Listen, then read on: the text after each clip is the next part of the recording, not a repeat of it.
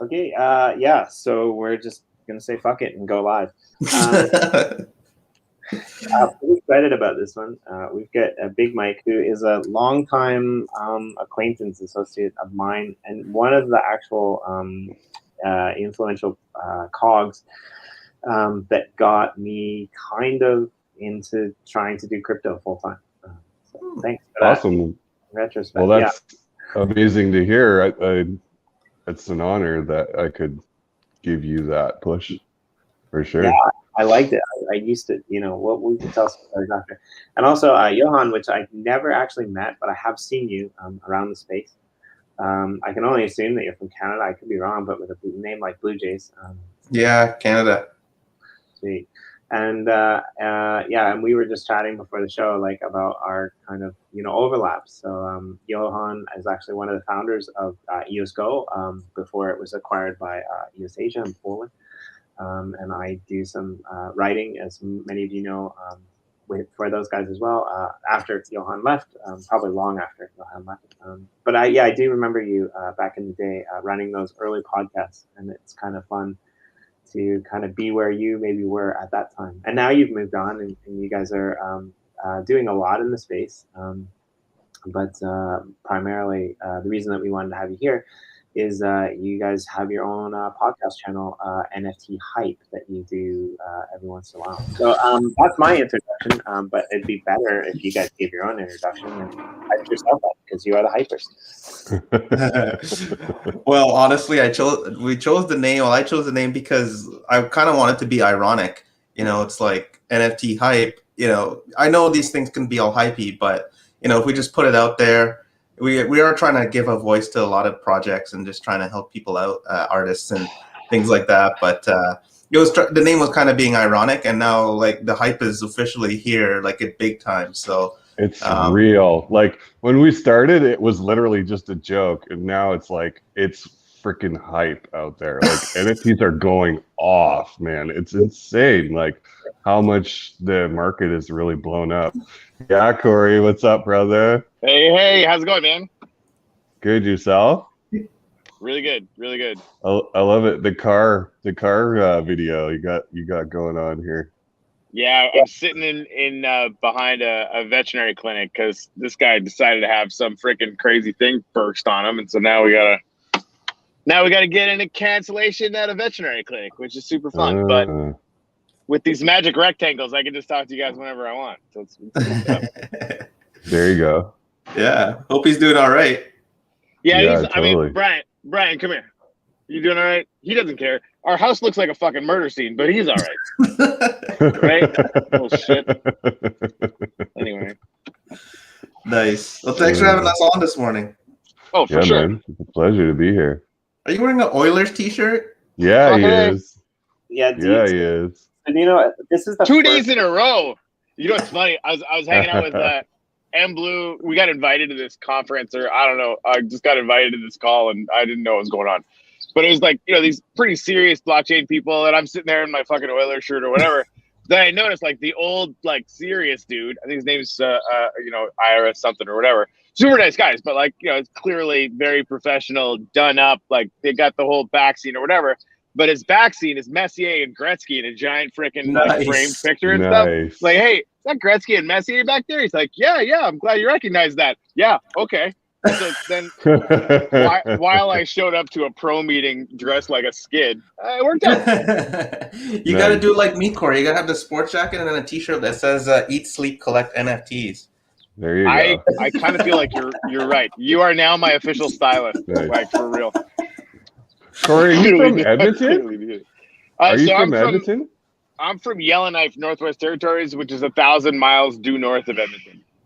Edmonton is like the closest bit of civilization to where I grew up. So I was born in Edmonton, so I'm a diehard Oilers fan too. There you go. Are you, Mike? Really? Yeah, man. Huge Oilers fan. Yeah, although that's been really tough in the last. Yeah, I was gonna say. Yeah, exactly. It's like being a diehard Oilers fan these days is just kind of like low grade depression. Yeah, honestly, or you just don't pay attention to hockey. That's what I've been doing. There's honestly nothing worse than being a Leaf fan, though. I mean, come on. Yeah, Well, I mean, yeah, it's pretty. Or a Canucks fan is. That's exactly what I was going to say. My buddy Finley's been a Canucks fan his whole life, and it's basically just been like, life is terrible. It's not a good No thing. cups ever. No. Oh man. No, the millionaires, man, the millionaires. Yep. There's a number All of right. that are happening on this channel right now. So this is the first time that we've actually ever had a panel or 4 people who are all Canadians. So shout out. Oh, wow. As well. Cool. Where's the Timmy? Let's cool. get some Timmys up in here. Yeah. And 2 of them are expats. Right? Expert. Yeah. Mike, how are you doing without Timmys down in Costa Rica? I'm surviving, bro. Definitely. Yeah. Oh, Costa Rica is so hard. It's so terrible. It's pretty rough, man. No Timmys. Like plus 35 every day. It's. I mean, how can you do it, right? Pool, air conditioning. it's a struggle, but I know you'll take one for the team, Big Mike. Yeah. You know, Timmy's has ice caps now, right? Ooh, nice. Yeah. Can they send them to Costa Rica? Because otherwise, I think I'd still pick Costa Rica. Just saying. Send me some Timmys. just hire a private jet. Like, no, I need you to go to Tim Hortons. It's in Canada. It's less weird than you think. Drop a care package out of a drone. As long as I don't have to quarantine when I get home, I'm good. There you go. There you go. How long are you down there for? I don't know. Like, I'm pretty much dude. If it was weird, like somewhere between now and like 20 years from now would be good. Yeah, exactly. Like, I pretty much just got rid of everything I owned and like went to Costa Rica. So that's kind of how that goes. That seems like a really strong play to me.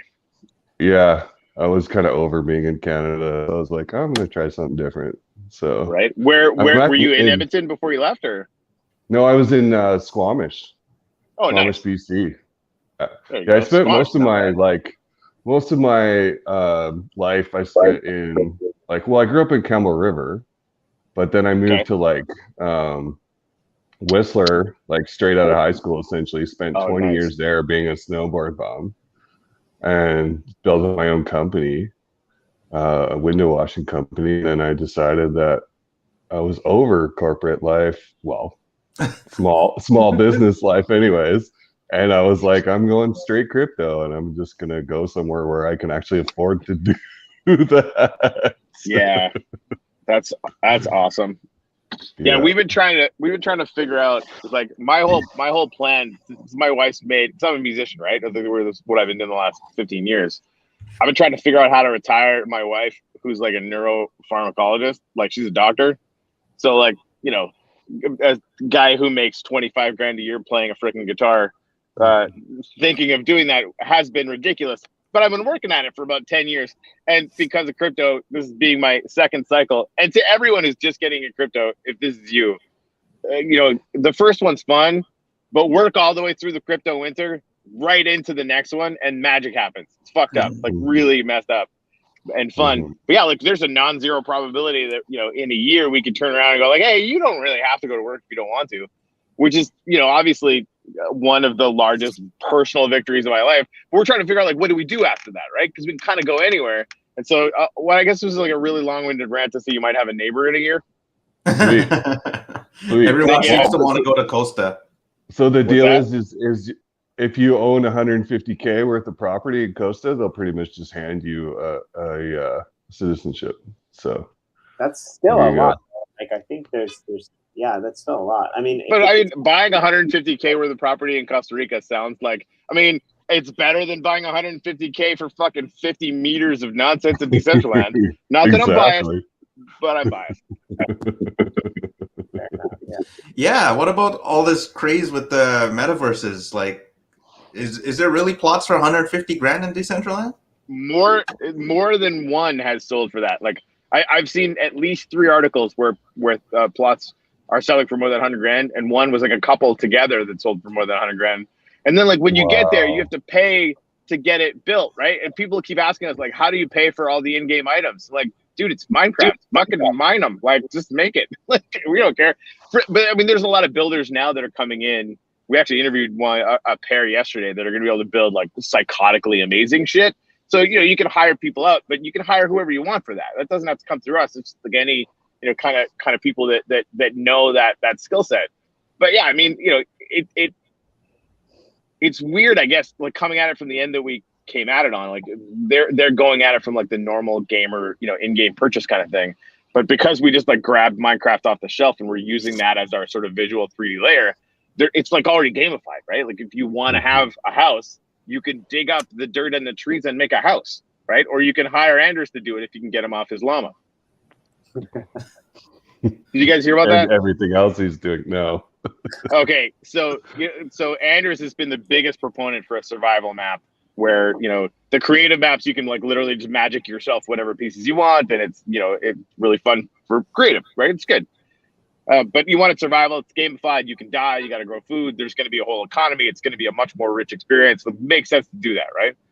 The thing is, like, we're getting all of our permissions figured out, and like you can only do stuff within the borders of your own land, right? To stop you from going in and like murking other stuff, or, you know, mining, you know, land out that nobody, you know, that, you know, is eventually going to get purchased or whatever.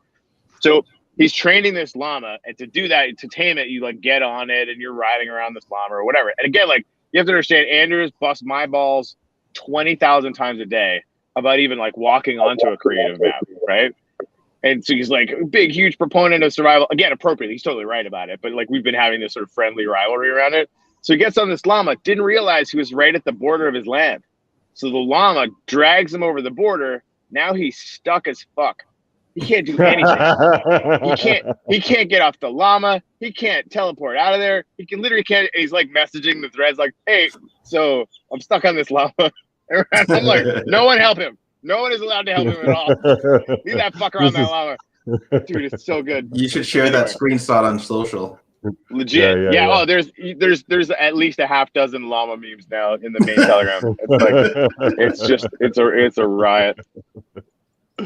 That's awesome. So tell us a little, how is this Uplift world going? Like, I know we have a plot, right? Mike, have you built on it yet, or? Oh God, I have no time to even get into Minecraft, bro. Like, I have so many projects on the go. It's ridiculous. So like, to even think about getting it, like, I don't even have time to go into Upland and like hoard inner Sunset anymore. It's like.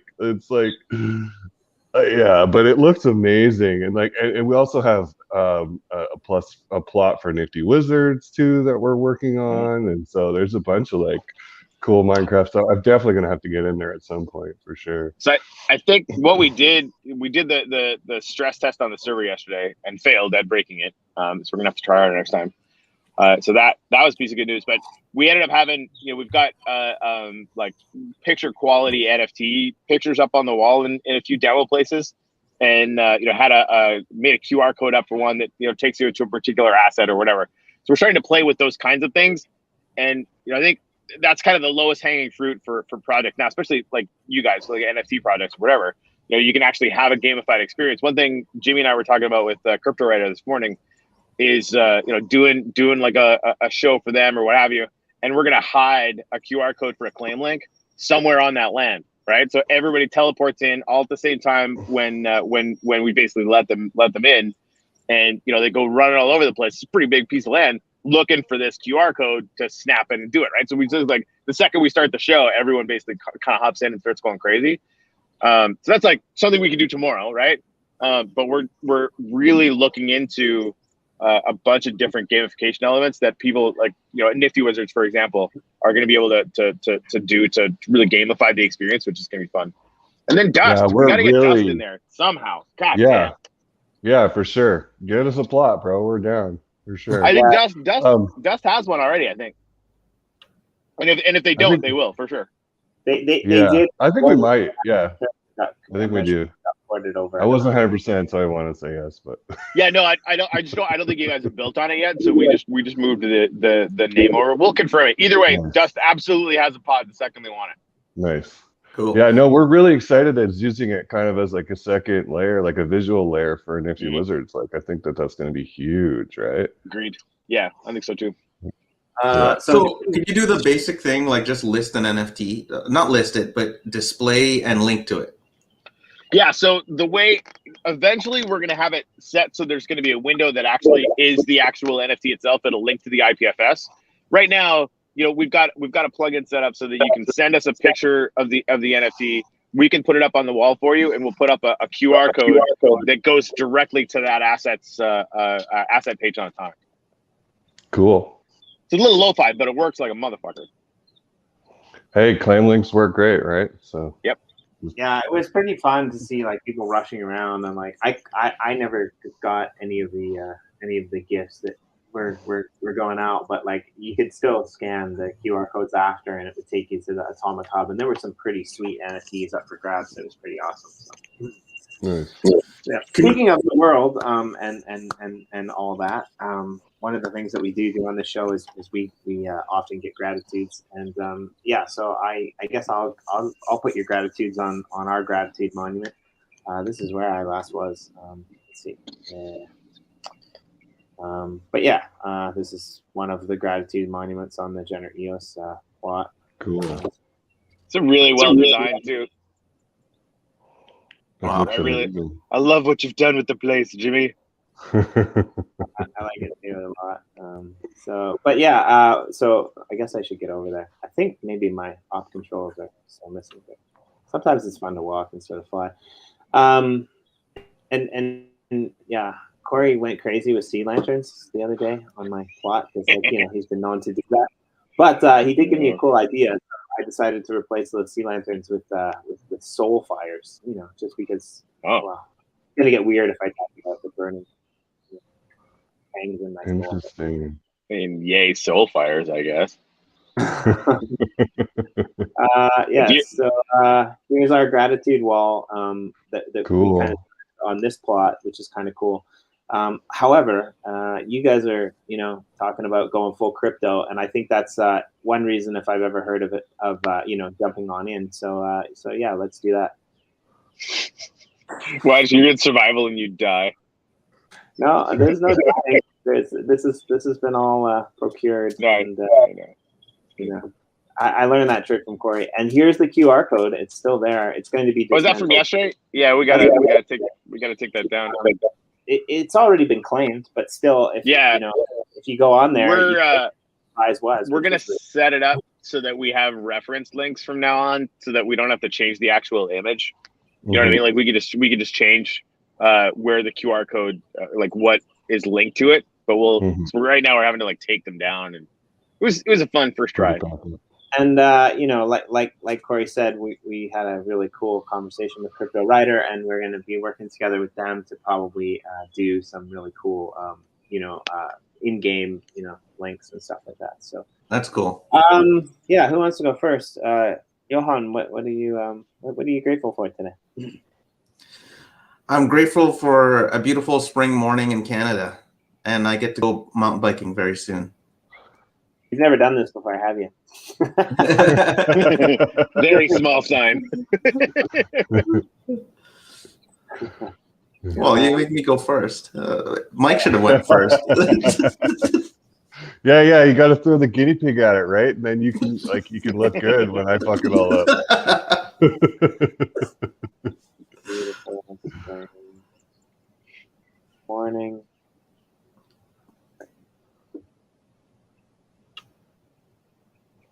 In Canada. And, that works. And what? And being able to go mountain biking very soon. And tight cycle shorts. Yeah. And biking. I'm not a tight cycle short person, trust me.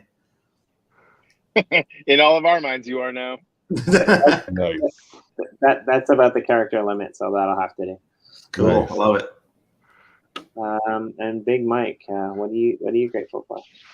I'm grateful for being able to, crypto solvency and being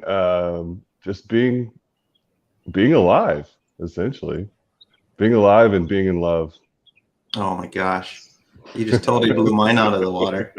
Right? Oh, mountain biking?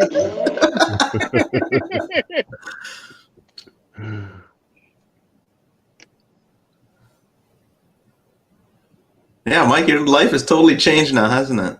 man, in the last 3 months, dude, it's been insane. Like, I literally went from like struggling to get by to coming down here, just liquidating everything, and then like it's been amazing. Like I have all these different projects I'm working for. I have income. I have all these assets that just keep going up in price, which is just ridiculous. Like it's I couldn't even ask for anything better. Plus, I met this girl, and she's amazing. And Is it so, the same yeah. girl? I hope it's the same girl because I heard No, about it. I don't know. When did I tell you? Like a couple weeks ago, or Yeah, like maybe a year ago. no, definitely not the same girl. Well, kudos to you. You get around. Yeah, Little well, bit. you know, it's good cake, I'm an international traveler now, essentially. right? Like I'm actually in Mexico right now. I'm in the Mexican Riviera near Cancun. Nice. Awesome. Yeah, because you know when you're an international traveler and you don't have any like permanent status anywhere, you have to cross borders every now and then to get stamps. So You're going to be known as Big Mike across the world. Hey, I remember that Big Mike that's guy. right. Right. Yeah. Sorry, I like it.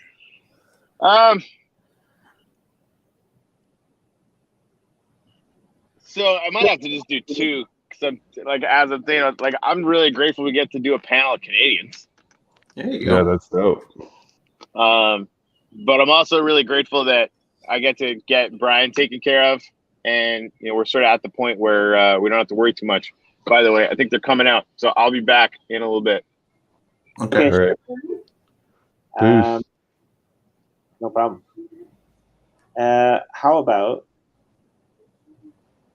I'm just going to do this. How do you spell panel? With one N or two? You think One with and then EL. EL. Yeah. Oh, sorry, wrong thing. A panel of CNA. Canucks. Put Canucks. I got it. How do you spell Canucks? There you Yeah, go. that's it. There you go. And what else is Corey grateful for? Corey grateful. His dog was being taken care of. Yeah. That's what happens when you mess up.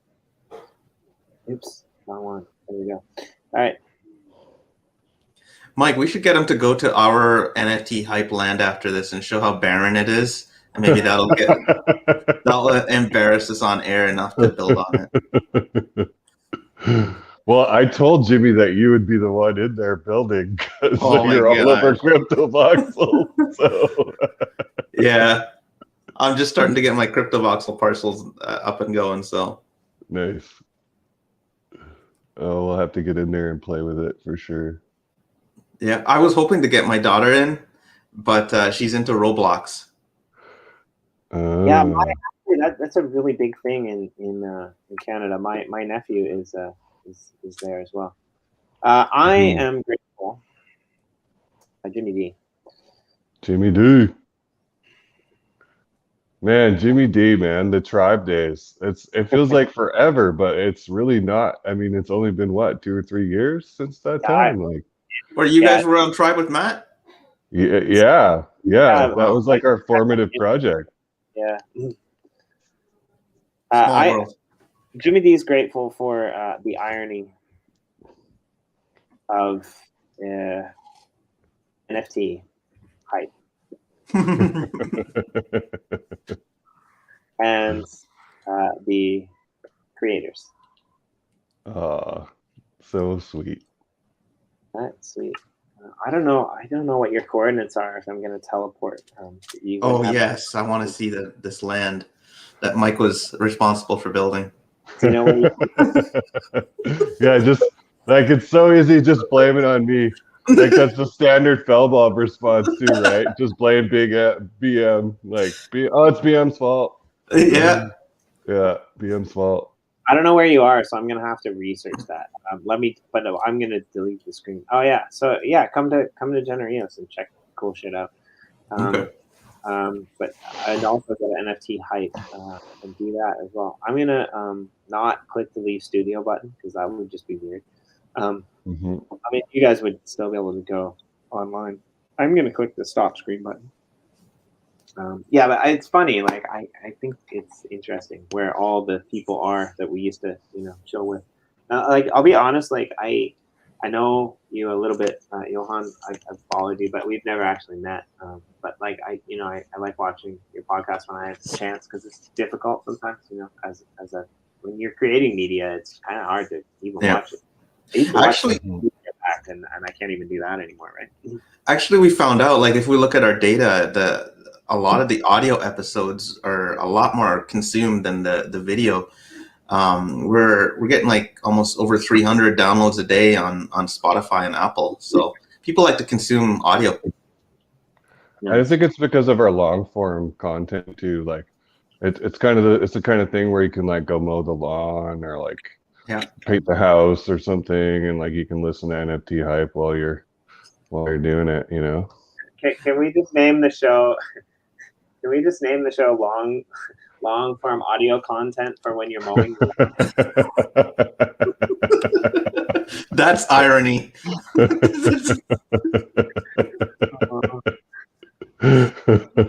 Big long title.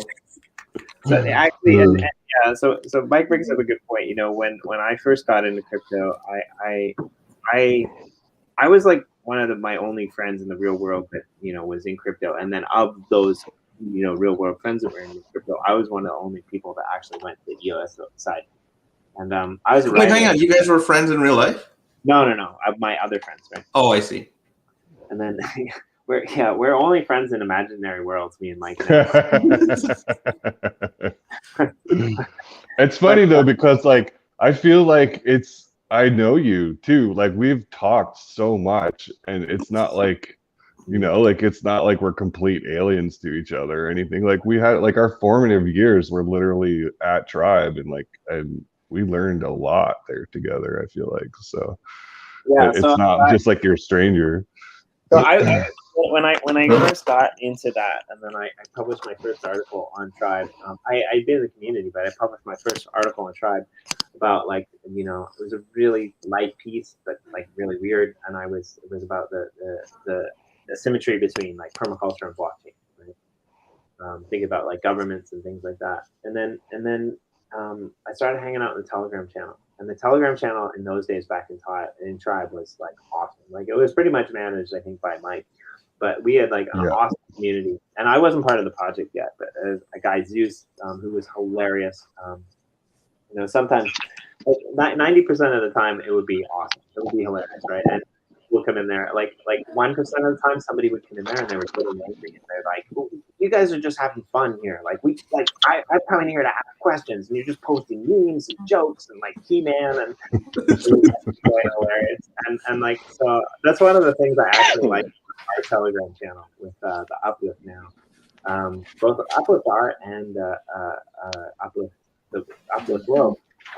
They're really cool people, right? And that's what I took from getting to know Big Mike back in those days. And then it was cool because I won a content competition where I wrote about a stellar in the third person, and then I complained to Matt about it because I thought I should win, and he got all mad and angry at me because everyone had complaining to him, and he's just like, why don't you just guest host the thing? And then Mike's just like, hey, you're already here, do you want to like come and join our team? And it was cool. So like it was really like how I got into crypto, and it's like every project now that I end up assimilated with, I always compare it to that. And I'm like, you know what? Like this really sucks. It's not fun. And Big Mike kind of told me that crypto should be fun. So like it's man. Like so I owe a debt of I go a debt of gratitude for that. So. But I know you guys like have a lot of fun in your show, and I think that's what we like about like people like you in the space, because you go on there, you joke around, you laugh a lot. Like we've just been sitting here shooting the shit for the last 30 minutes, and it's been hilarious. Like all around, this is what crypto should be like. So So what do you guys got? Like you're into NFT hype, obviously, and yeah, I mean, it's like probably got to be the easiest job in the world, to be honest, because like NFTs like tend to hype themselves. So like, so, what are you guys all about? What do you do? Like, Except for Chibi's, that one had too much hype. It's funny because the real world. It's funny because the real world person today that isn't in crypto, he just got into crypto like a few days ago, well, a couple weeks ago, and he's like, "Hey man, like Atari, like I heard Atari's like on the Wax blockchain. Like how's Atari?" And I'm like, "It's like one of the few projects on the Wax blockchain that's actually pretty much shit the bed." One of them, yeah. Yeah, another Good. project was like, we got Atari, and I'm like, oh wow, yeah, good for you guys. Yeah. Indeed. So yeah, I mean, we do a NFT game day on Friday, which is always fun. But I want to hear your take on it, like favorite. Let's just do some rapid fire questions, like favorite NFTs, things like that. Like anything you want to say about NFT series, like GPK OS1, bro. I mean, how can I mean, it's the original. It's like the gold standard for wax, in my opinion. Like, and I just keep buying them. Like, I just can't stop buying them. Yeah, garbage pail kids, man. Yeah, I kind of agree with Mike on that one. When I came over from the EOS world and started looking into wax, Mike was one of those guys. Like, it was just like you, Jimmy. It's like it's not a stranger because I recognize a familiar name, and yeah, I think it was around the time that GPK OS1 dropped. So it was just so raw, and I can remember that pack sale, and it went on for what, 48 hours before it even actually sold out, Mike? Like, yeah. Can you imagine if that dropped today? It wouldn't even last a few seconds, right? Never. Like, I would have been gone. Like, I literally, actually, I sold a mega pack on eBay, and I sold it for a really good price. And then I was like, oh my God, like, I was like, I have to go buy another one. Like, I was able to go and buy one at retail, like, which was amazing, right? So, yeah, it's just, yeah. I guess for me, my favorite project would be OS1 too. So, Corey, do you have one? What about? Do I have one? Shit, you'd think I would have been thinking about that because I'm sort of in the mall. You know, it's funny. I haven't gotten into Garbage Pail Kids basically at all. Now I feel like that's like professional malpractice on my part. So I guess the I got into Alien Worlds pretty quick. That translated into buying up all the abundance to get a good mining rig for our planet, which is probably like my biggest exposure other than the uplift itself, which like we're not getting any free land. I'm having to buy it all, which I kind of like, right? Because I want to be in the same boat as everybody else. But yeah, so you know what? I'd probably say our planet right now because like I have a bit of a beat on what their plan is, and it's fucking genius. And I'm biased as fuck because I have a giant mind. Yeah. Oh, yeah. They did Prospectors, and we were testing and beta testing that one pretty early, and they've got a great experience and a great team. So yeah, I agree with you on that. Yeah, we tried really hard to get into Prospectors and just didn't have the time and brain space for it. Yeah, what they were trying to do was super ambitious. Really. Yeah, it was. It was.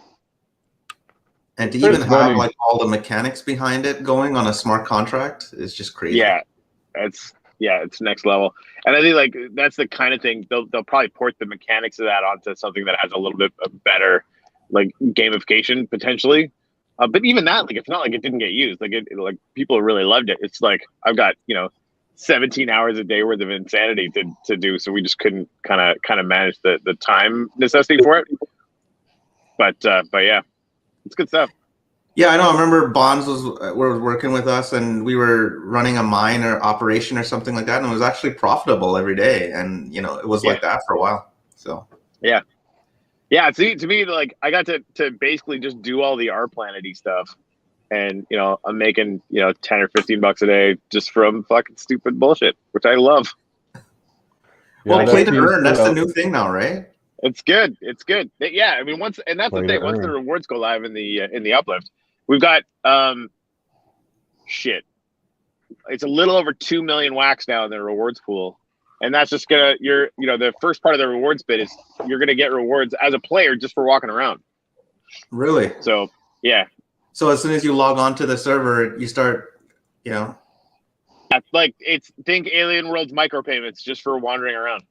I think what you guys should do with your plot, because I know how much you like irony so much, so I think you guys should just put up a big sign in the center of your plot that says like, if you think NFT hype was ironic, you should come wander around on our barren lands.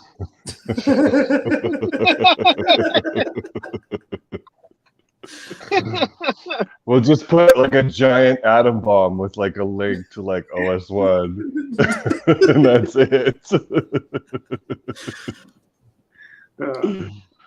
Yeah. It's funny too, because like I know I'm supposed to say Nifty Wizards and Dust and like all the projects that I'm involved in, right? And like obviously, like I love those projects, and getting to be like involved in building that stuff has been amazing.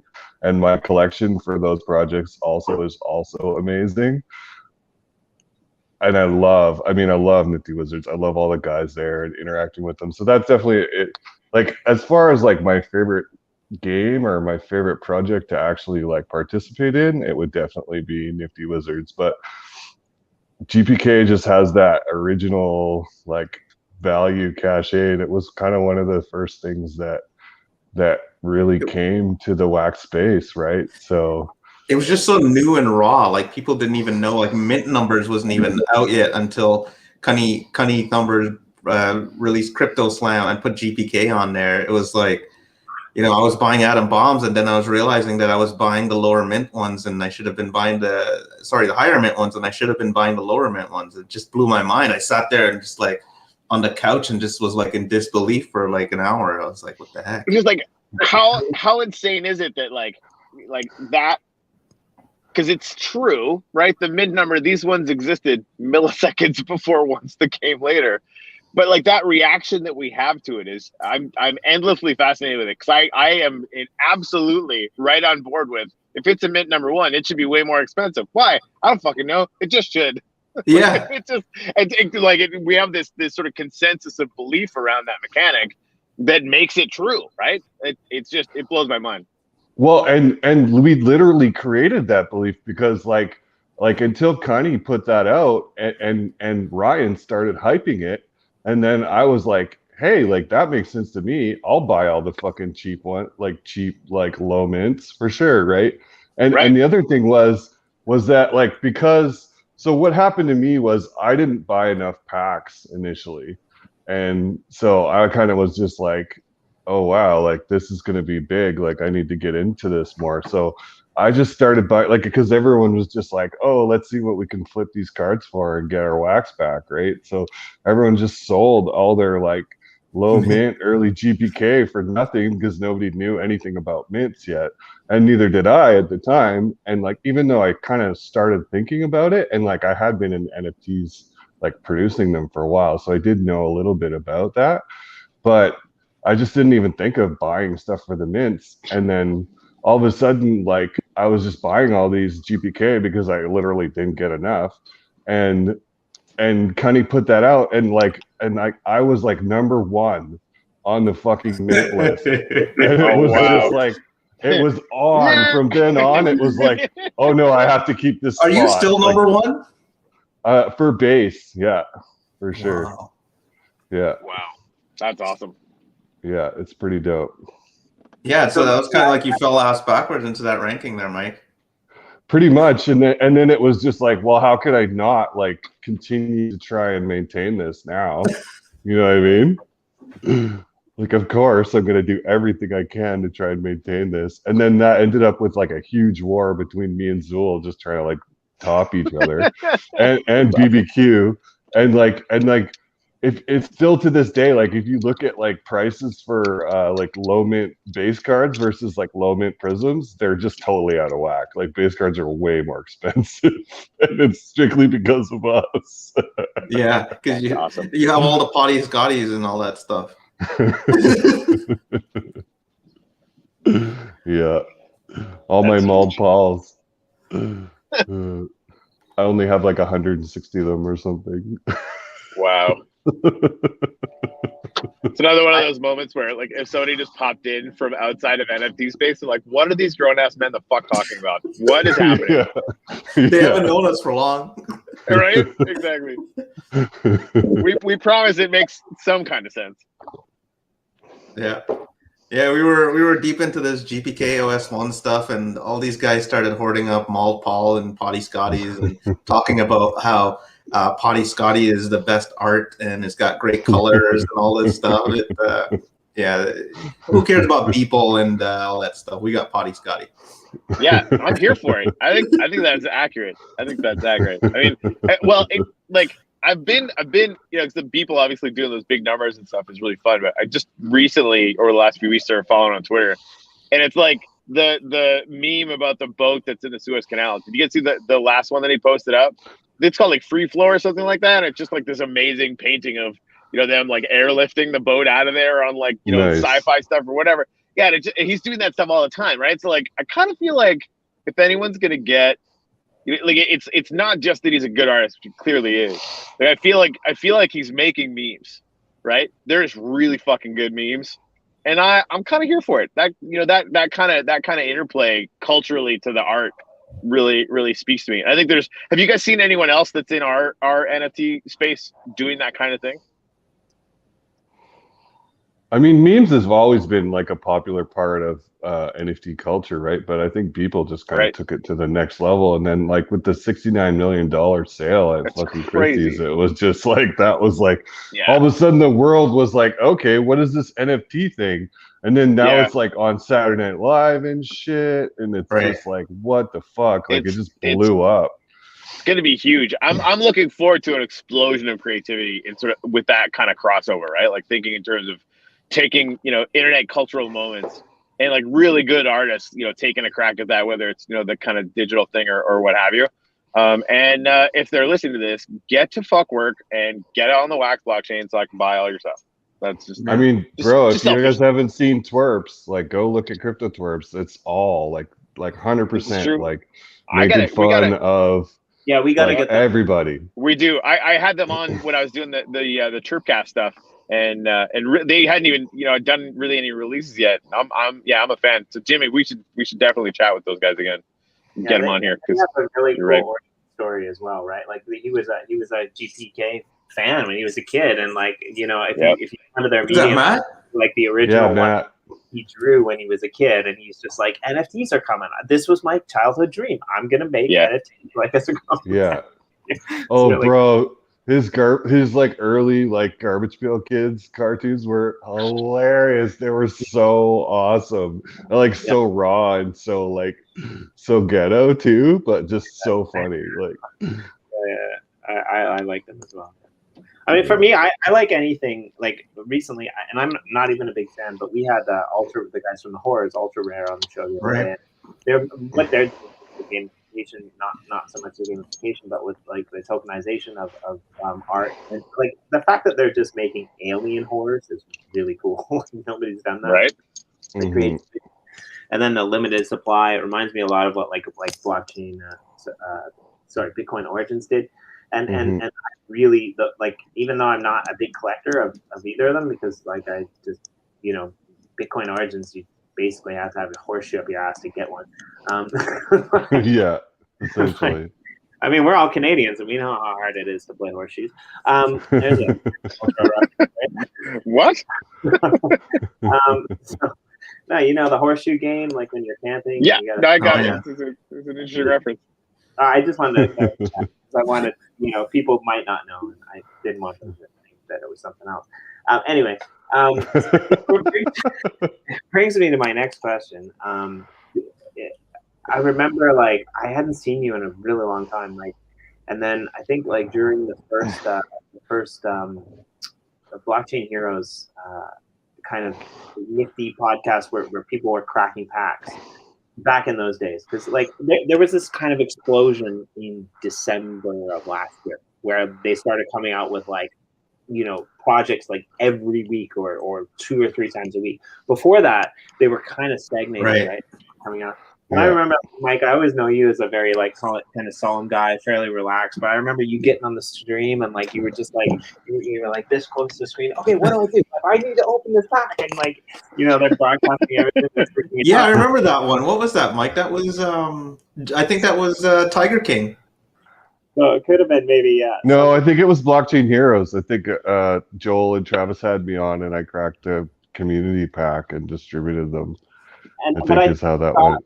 Low mint or something on that as well. I think so. Yeah. Like, I wanted to ask you, like, event wise, do you guys have like any funny stories about like cracking packs? Like, I know we've got some people in the audience who do the live streams as well, and I think it's always fun. Like, that's actually something that Corey and I have never done. Like, we get on and we play games, but we've never actually cracked a pack. I don't think online, but we see it all the time, and I think that's pretty hilarious, right? I'm sure we're gonna crack packs when the uplift has them, and that's just gonna be insane, right? But like, yeah. What do you guys think about? I mean, if anyone wants to donate some packs for us to crack live, we could do it if we had to. If you forced this, eh? The excitement when pack cracking happens is just off the charts. Like I just start memeing and dropping all kinds of gifts in the chat, and everyone's just having a lot of fun. It's awesome. I think with Roy's like pack cracker too, it makes it a lot easier on Mike, who used to do a lot of the manual work. But yeah, it's still Mike. It would take you like a day to get the cards after. Man, we just did a manual, and like it literally took me a week to actually get around to sending them out. But then when I sent them out, it probably took me a good 2 hours to send them out. So yeah, and that's you guys just like buying a bunch of packs and then opening them like one by one and then sending stuff out to people, or how does that work for you guys? So what we'll do is we'll do like a community pack where like everyone. So either everyone will like buy a slot and invest essentially, and then like you run a random with the names and then see who comes up at the top of the list. Oh, that's actually a really good story. So then once the randoms run, whoever is like number one or whatever, right? And then it goes through, and then you just order them by the number of cards, essentially, right? So whatever the first card is that comes out, then the first person gets, and then down to the 30th or however many cards there is in the pack, and yada yada.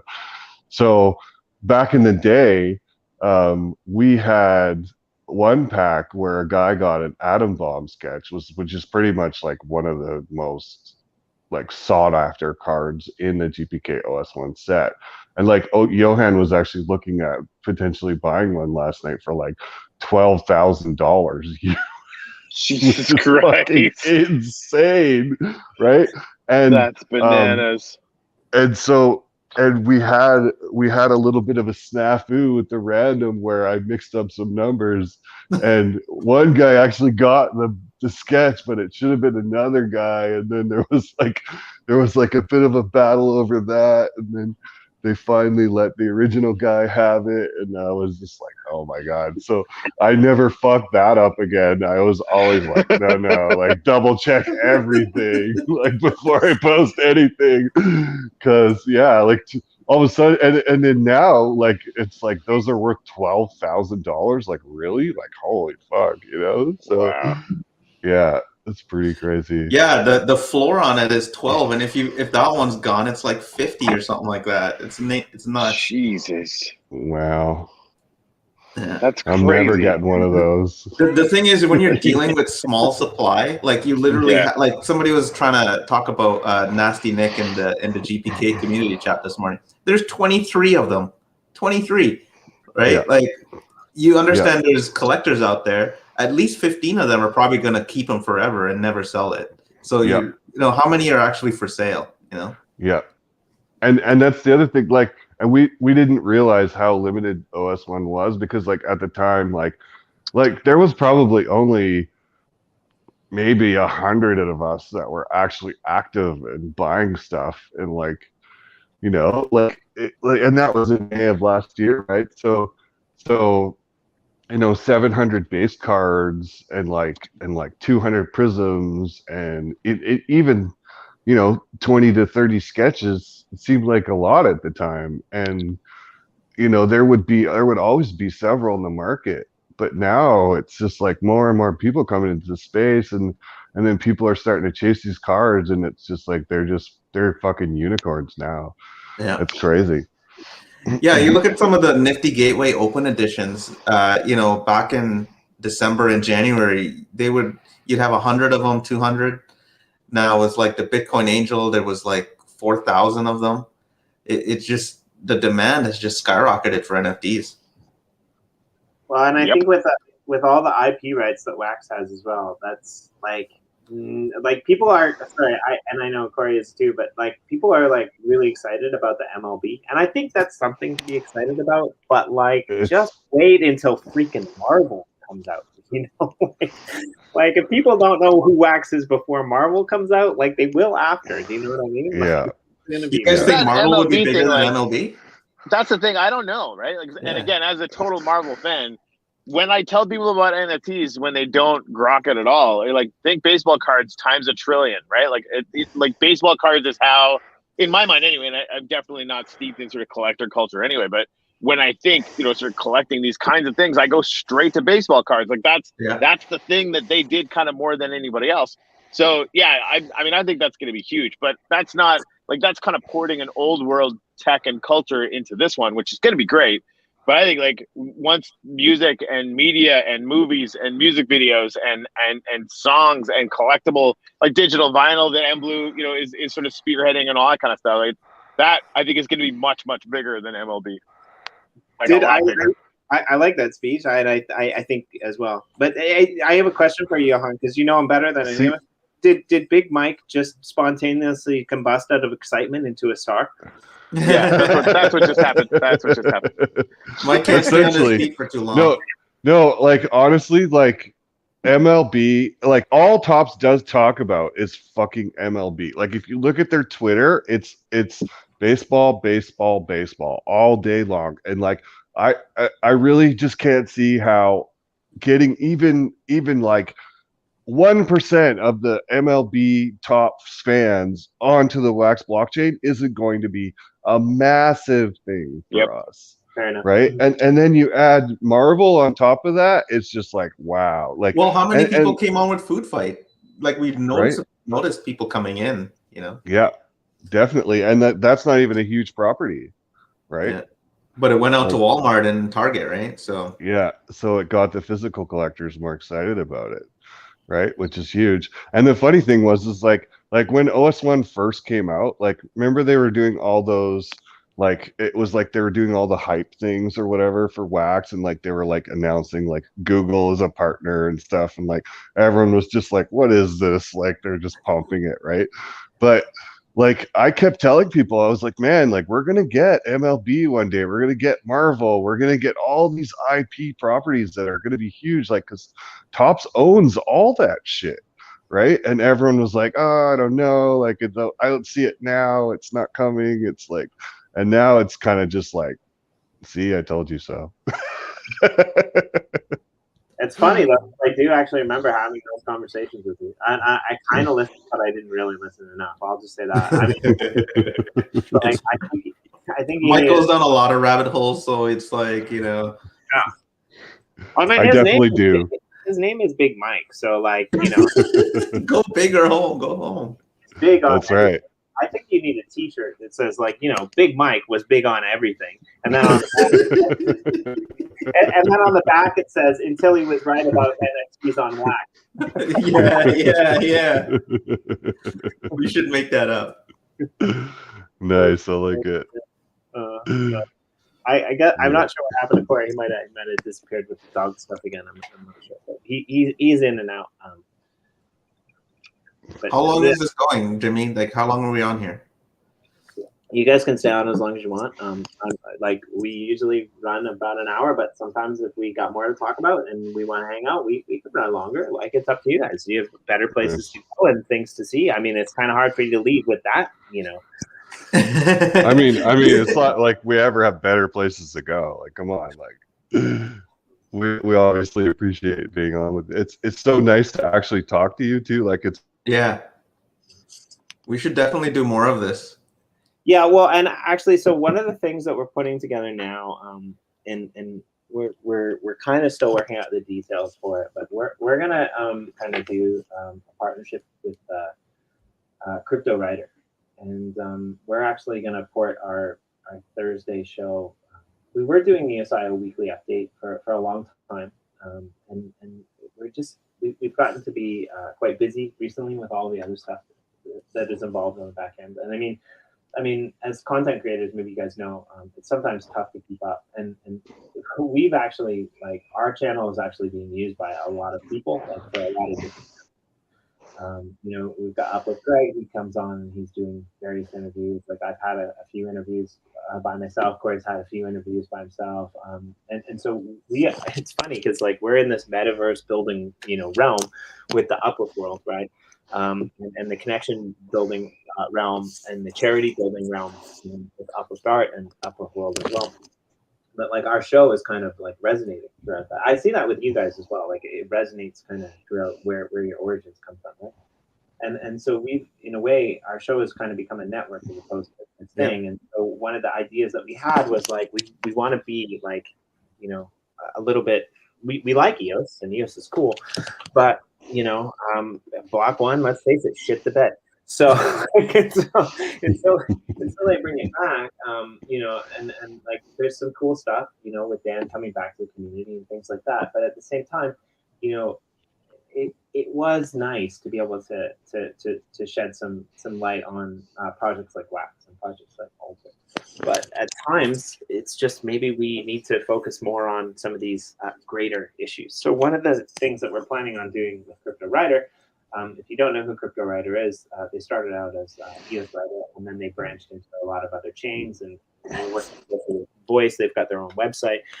They've got some amazing writers on their channel and starting to have some podcast people as well, talking about all different types of blockchains. So we have this idea where we want to run, like, we did it with 10 people once, and we were probably going to have more because we didn't know that it was going to cap it at 10 on our live stream. And it's kind of lucky it did, because that, as fun as that was, it takes a long time to let 10 people, you know, say their opinion. I mean, we've been on here for, you know, an hour, and Yohann has barely said anything. I mean, he's like after the covers that people don't even know about, you know. It's itching to get them all out off his own channel, so he doesn't have to be responsible for them anymore, right? Now, I didn't say that on this channel. I said it over there. That's their problem. Don't shadow ban me. I have nothing to do with that. Anyway, one of the ideas that we have, and what I think we're going to mainly focus on with this, is we're going to do. We're gonna start bringing panels, you know, maybe 4 or 5 different people. Yeah. I don't want to give all the information away, but we're thinking about a panel spin where we come up with a topic and we bring like 4 or 5 people on every week to discuss 1 or 2 kind of hot points that are going in across the space, right? So I definitely want to have you guys, you know, for that's an awesome idea. Mike and I've been trying to do that for a while. It's just herding cats and getting people together. It's tough, but it's worth it. It's a great conversations. It's always easier to get people to come on and promote their projects than it is to actually get them to just come on and bullshit about whatever, right? Like, so. But there's some good panels that we had on the EOS Go podcast. I mean, we had block producers talking block producer stuff, and yeah, it was awesome. So good idea. Yeah, and again, like, you know, like I didn't really realize that you were one of the founders of EOS Go. I kind of put 2 and 2 together like recently, and I went back and I watched a few of those old podcasts, and those were really fun, man. Like, they're probably about 3 years old now. Maybe. Yeah, ancient. Those were like. That was like my bread and butter, EOS. Like, it was like that's where I learned everything about EOS and EOSIO, like initially, like and saw all the like launch stuff and like that was so formative for me, especially in the early EOS days. Like, that really was like that content with you and Kev was just incredible. And you guys did a lot of work on that. Yeah, we did. So. But I mean, for anyone who watches this, you know, regularly, we kind of just shoot the shit, and so like bringing on a bunch of people that just want to talk about shooting shit isn't that difficult for us. Like it's actually pretty easy. But you guys do a similar thing, I think, so you can understand. But like just think about this. Like I would love to have you guys on a panel talking about like what what constitutes like because blockchain is, for example, right? Blockchain is supposed to be this thing where you can prove ownership, you can prove authenticity because it's on the chain, it's marked on the chain. But like, what prevents somebody from picking up a napkin that somebody doodled on at a Tim Hortons? Normally, I would say Starbucks, being we're all Canadians. If you don't know what Tim Hortons is, get on the freaking internet and look it up. They have Tim Hortons in like Maine and New England, the northeastern part of the U.S. Like go from New Hampshire, go up. They know Timmy's, man. Yeah, because there's Canadian expats there. There's all the people that made enough money on Garbage Pail Kids to be able to kind of escape the north. He's got that Potty Scotty money. Yeah, just wax street. They're all gonna flood you down in Costa Rica. Anyway, but like proprietary rights, things like this, right? And I think like we could have some really fun discussions. So I really want you guys to be a part of that, either together or individually, because I think you guys. That sounds fun. Check out the links. We put all your links for your show and Telegram and Twitter. Oh, awesome! On the YouTube. So please go subscribe. Shout out the love. And tune in. When do you guys do a weekly show, right? No, actually, I've never. We never got to the point where we had a cadence of a weekly live show. We just tape it when we can. Okay. Like when we're busy, we don't tape, and when we feel like it, we crank out. Like last week, I think we got like 4, 5, 6 shows in. So yeah, it's funny. Like sometimes, like we'll be busy and we won't get one in that week, and then the next week we'll like literally do 10, and it's just and I'm like, oh, when's this coming out? And Johann's like, man, like the editor is just like doesn't have time for all this shit. Like, what the fuck? Like, just slow down a bit, Yeah, we'll get them out. She has Jenny, who's my wife. She does all the editing, and she's got like 4 in the hopper right now. She's like, I didn't know you had 4. And I'm like, yeah. So. Yeah, so I was saying earlier there was a number of firsts on this episode. That was another first too. Is like we have this kind of like I don't know my idea of branding, and I hate branding, but the reason so my day job, like I do a lot of things, but one of the things I did do is I have a higher education degree. I'm kind of a teacher. I'm a professor and stuff like that. And like I fucking sucked at school. Like the only reason I'm a good teacher is because I don't do shit and I make the students do stuff instead of standing in the room and talking, right? And like I've worked with enough projects to see like I get really annoyed because like these like like high profile branders come in and they like oh, damn fucking. Sorry, I never swear on the show, but like sometimes I rant, and I'm about to go on like a 1-minute rant right now. So buckle up because I'm really pissed about this. You get these people, these YouTube influencers that go on the show, and they're like, they do like 10 shows, and then they put out a show about how to take cover images and become a successful YouTube, and take like 5 poses, that all look the same, and I'm just like. Fuck off! This is fucking crypto, man. Like, be original. Like, do your own branding. Like, I hate branding, but I'm trying to brand the crap out of our cover images just because I want to show these people that their branding sucks and mine's better. And I don't.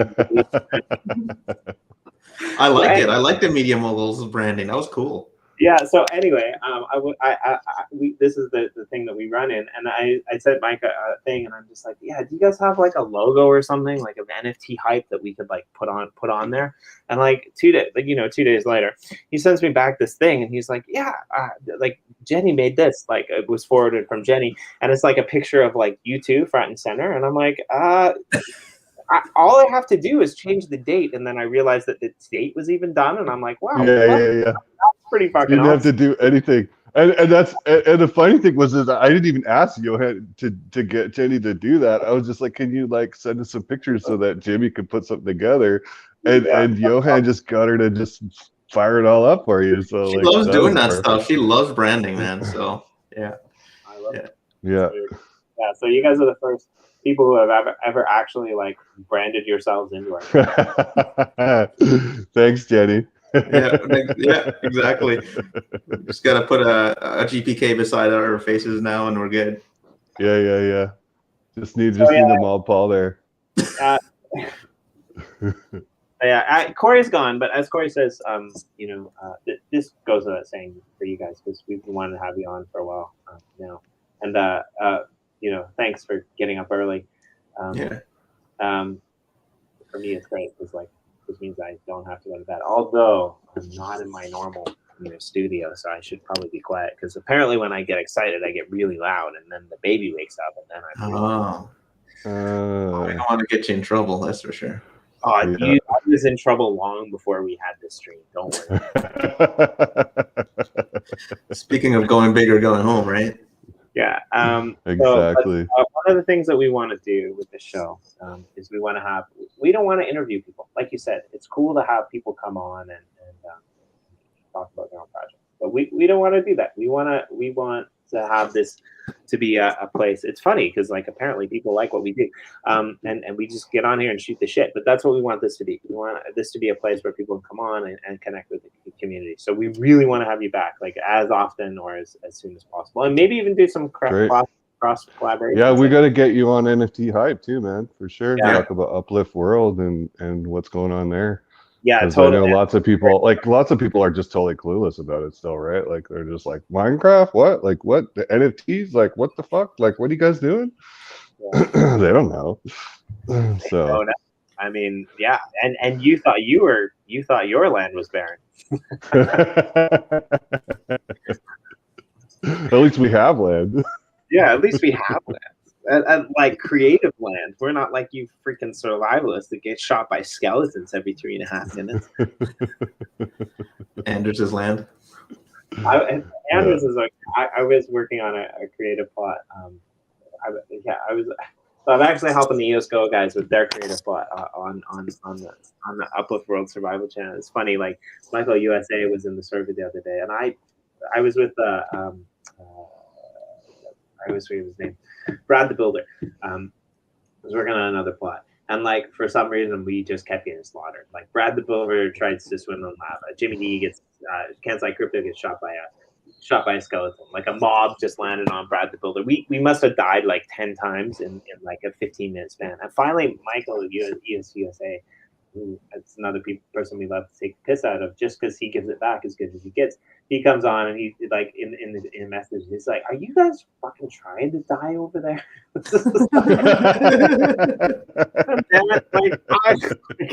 like it's really difficult. So I'm not sure where you guys will be. Maybe you're in. I think you might be in the. I gotta find you, but don't drink. But yeah, if you're gonna. Oh wow! What is that? Soji? Sake. This is shochu actually. So. Shochu. That's Korean, right? What is okay? So what is that? Japanese. But what is it? It's like a rice wine, probably, Mike. I think it's wheat. Actually, it is wheat. It's like a clear liquor wheat. So yeah, it's a little bit lighter than whiskey, and I smell fermented better. Wheat. Yeah. Then you smell better.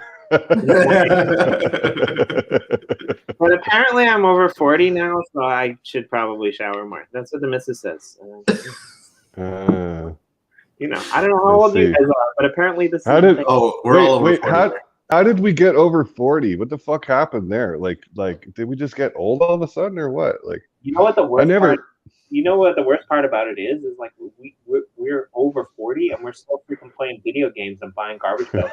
Except we're doing it digitally and better than like some of the young kids. That's what's hilarious. How do we get over 40? These young kids are like, how the hell are these old guys buying digital goods before us? Right? And how the hell are these old guys gonna get rich off fucking garbage bill kids? Like what the fuck's going on there?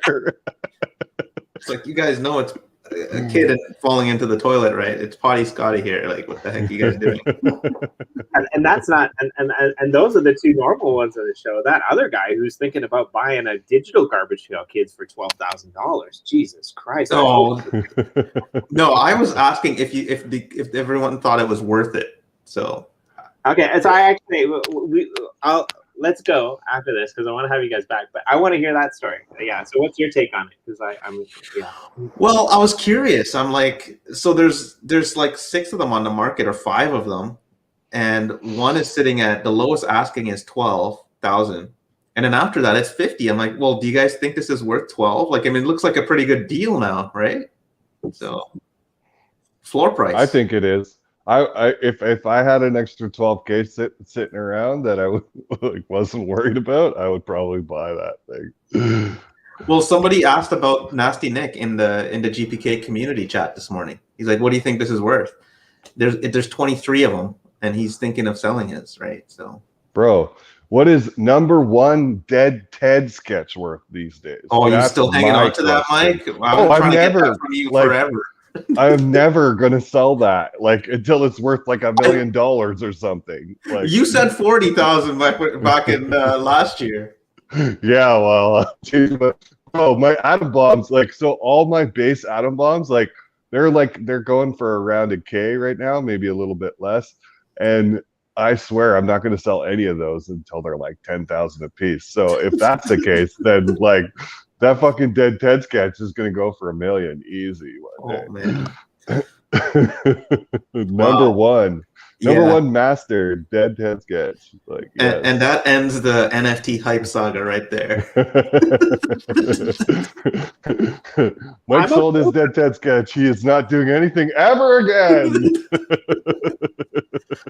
So, Mike, what's the opposite of throwing your hands up in the air? I don't know. Putting them down? You just threw your hand up in the air. What's the opposite? What's the opposite action? What would you do if you were going to highlight the opposite action of doing what you just did? Do it in reverse. I don't know. I'm just I'm clueless on what you're asking me here. You did this. Yeah. You did this. Woo! Do that in reverse.